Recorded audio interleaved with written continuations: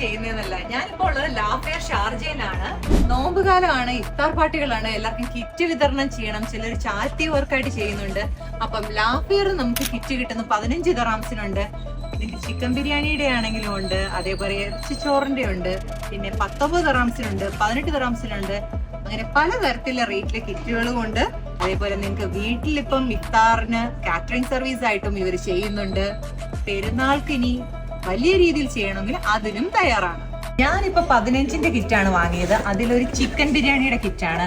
പപ്പടമുണ്ട്, snacks ഉണ്ട്, അച്ചാറുണ്ട്, ഒരു ജ്യൂസ് ഉണ്ട്, വെള്ളമുണ്ട്, കരിക്കഞ്ഞിയുണ്ട്, ഫ്രൂട്ട്സ് ഉണ്ട്, ബിരിയാണി ഉണ്ട്. അപ്പം ഇഫ്താർ കിറ്റ് റെഡി. നോമ്പ് കാലത്ത് നമ്മൾ നോമ്പ് തുറന്നു കഴിഞ്ഞാൽ നല്ല വെള്ളം കുടിക്കുന്നത് എപ്പോഴും നല്ലതാണ്.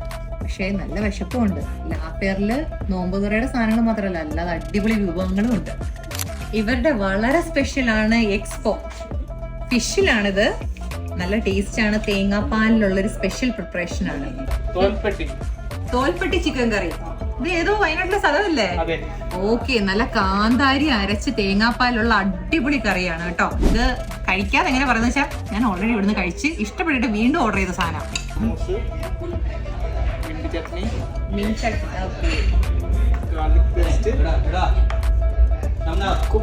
ഇവരുടെ ഈ ചാർക്കോളിന്റെ ഒരു പ്രത്യേകത, ഇതുകൊണ്ട് കഴിക്കുമ്പോൾ നമ്മുടെ മുഖത്തൊരു നവരസം വരും. കുറച്ച് നല്ല എരിയും കുറച്ച് നല്ല പുളിയൊക്കെ ഉള്ള നല്ല ഡൈനാമിക് ചാർക്കോളാണ്.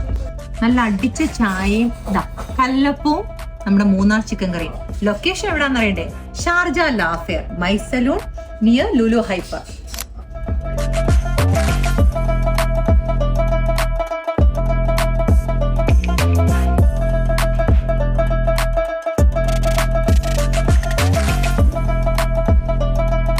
ഡയറ്റ് കറക്റ്റ് നോക്കണം. ഞാൻ പറഞ്ഞെന്ന് പറഞ്ഞല്ല, നിങ്ങളുടെ വയററിഞ്ഞ് നിങ്ങൾ കഴിക്കണം.